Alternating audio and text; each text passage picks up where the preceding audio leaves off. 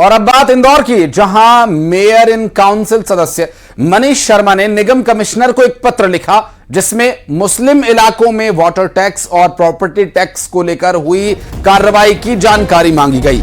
साथ ही इन इलाकों में अवैध मकान, अस्थायी मीट की दुकानें, अवैध नल कनेक्शंस की जानकारी भी 7 दिन के अंदर मांगी गई है। वहीं मनीष शर्मा के इस पत्र पर इंदौर में सियासत तेज हो गई है। कांग्रेस ने वर्ग विशेष को टारगेट करने का आरोप भी लगाया है।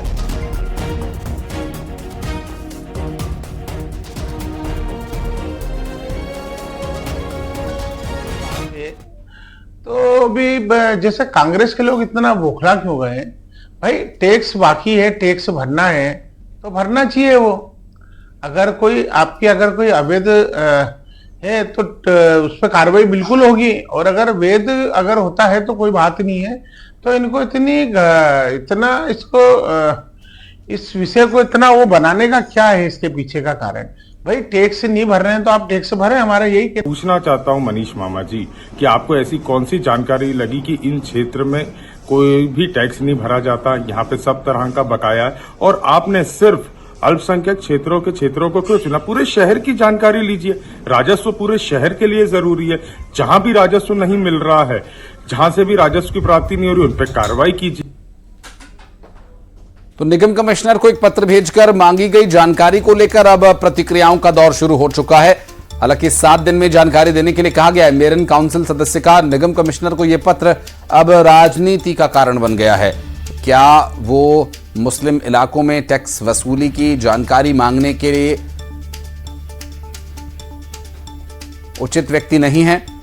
बहरहाल यदि वो हैं तो इस पर सवाल उठाने की क्या आवश्यकता है, और यदि वो नहीं है तो इस बारे में वो पत्र भी कमिश्नर को क्यों लिख सकते हैं।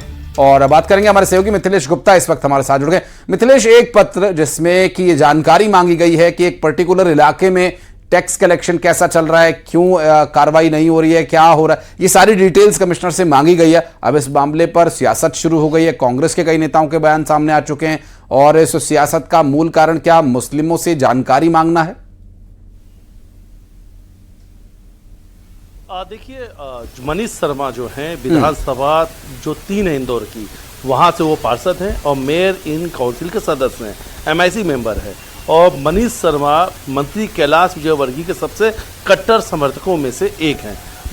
मनीष शर्मा ने जब ये पत्र लिखा तभी से ये सियासत शुरू हो चुकी थी, क्योंकि ये पत्र किसी और ने नहीं, मंत्री कैलाश विजयवर्गीय के सबसे कट्टर समर्थक ने लिखा था। अब मनीष शर्मा का भी बयान सामने आया। उन्होंने कहा कि उन्होंने कहीं भी इन शब्दों का इस्तेमाल नहीं किया है कि मुसलमानों से जुड़ी हुई कोई जानकारी दी जाए। उन्होंने कहा कि मैंने तो सिर्फ इस बात का जिक्र किया है कि अगर खजराना, आज़ाद नगर, चंदन नगर और बम्बई बाजार, यहाँ के में जो लोग रहते हैं, इनके मकान कितने वैध हैं, कितने वैध हैं, जो मीट की दुकानें लगाई जाती हैं वो कितनी वैध है या कितनी अवैध है, यानी अस्थाई मीट की दुकानें कितनी है, कितने लोग प्रॉपर्टी टैक्स भरते हैं, कितने लोग के घरों पे नल का कनेक्शन है, और कितने लोग इन सब चीज़ों का टैक्स भरते हैं, संपत्ति टैक्स कितने लोग भरते हैं। बोले मैं MIC सदस्य हूँ, और MIC सदस्य होने के नाते मैंने कमिश्नर को एक पत्र लिखा है, क्योंकि लगातार मुझे इन क्षेत्रों की शिकायत मिल रही थी कि यहाँ के वो लोग हैं जो टैक्स नहीं भरते हैं। उन्होंने कहा कि दूसरी जनता अगर टैक्स भरती है तो टैक्स सभी लोग को भरना होगा। मुझे शिकायत मिली, इसलिए नगर निगम मैं लौटूंगा आपके पास। मिथिलेश, हमारे साथ नीलाभ शुक्ला जी जुड़ गए, कांग्रेस पार्टी से। बहुत स्वागत है नीलाभ जी आपका। एक पत्र मेयर इन काउंसिल के द्वारा लिखा गया है निगम कमिश्नर को, जिसमें कुछ एक पर्टिकुलर इलाकों के बारे में वाटर टैक्स, प्रॉपर्टी टैक्स को लेकर के जानकारी मांगी गई है। कांग्रेस के कुछ नेताओं की प्रतिक्रिया इस पर आई है। वो कह रहे हैं कि मुस्लिमों को टारगेट करके या एक वर्ग विशेष को टारगेट करके ये जानकारी मांगा जाना ये ठीक नहीं है। आप क्या कहेंगे इस पर? नगर निगम का दायित्व होता है। नगर निगम किसी वर्ग की, किसी कॉलोनी की नहीं होती, नगर निगम पूरे शहर की होती है। हाँ। दायित्व होता है कि अगर जानकारी निकलवाना हो पूरे शहर की, निकले कहाँ से राजस्व प्रॉपर आ रहा है, कहाँ से राजस्व नहीं आ रहा, जलकर आ रहा है या नहीं आ रहा, अवैध निर्माण है या नहीं है, या दुकानें अवैध बनी है अवैध बनी, ये पूरे शहर की जानकारी। कुछ क्षेत्रों को विशेष रूप से टारगेट करना, मतलब कुल मिला के इस तरह की कवायद, ये ध्रुवीकरण की कवायद है। भारतीय जनता पार्टी हमेशा हर काम में इस नजरिए से ही देखती है जैसे ध्रुवीकरण की बातें हो, तो सीधी बात ये कहीं ना कहीं एक अच्छा संदेश नहीं जाता है। नीलाभ जी, क्योंकि एक यूनिट काम करेगी, एक साथ पूरे शहर की जानकारी कहीं से तो शुरुआत करनी होगी। देखिए कुल मिला के ऐसा लगता है जब किसी वर्ग विशेष के क्षेत्र को टारगेट किया जाता है तो इस पर लगता है कि नहीं ध्रुवीकरण की कार्रवाई कर रहे हैं या कहना चाहिए कि अलग तरह का माहौल बनाने का प्रयास किया जा रहा है। उस पत्र में इस तरह की कोई बात है नीलाभ जी, या फिर ये पूर्वाग्रह से ग्रसित हैं कांग्रेस के नेता?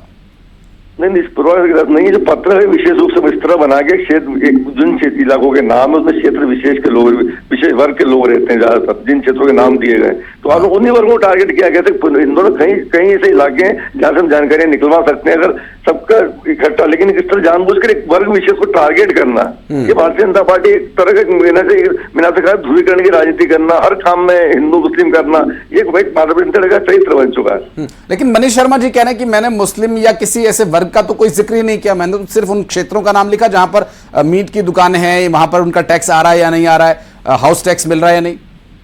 देखिए मीट की दुकान ज्यादातर अमूमन उन्हीं क्षेत्रों में वर्ग विशेष रहता है, सीधी सी बात है। स्पष्ट दिखा जिन क्षेत्रों के नाम लिए वहां वर्ग विशेष के लोग रहते हैं। हाँ। तो निश्चित रूप से टारगेट किया जा रहा है।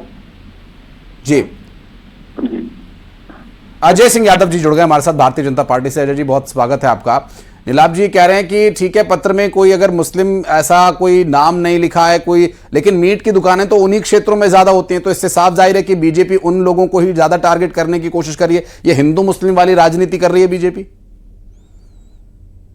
पार्टी की तुष्टीकरण की राजनीति है जिससे कांग्रेस हमेशा बंटवारे के एंगल ले लेती है। मुझे बताइए क्या नगर में टैक्स, नगर निगम के टैक्स सभी के लिए समान रूप से नहीं लगना चाहिए या कुछ देने का कोई प्रावधान है?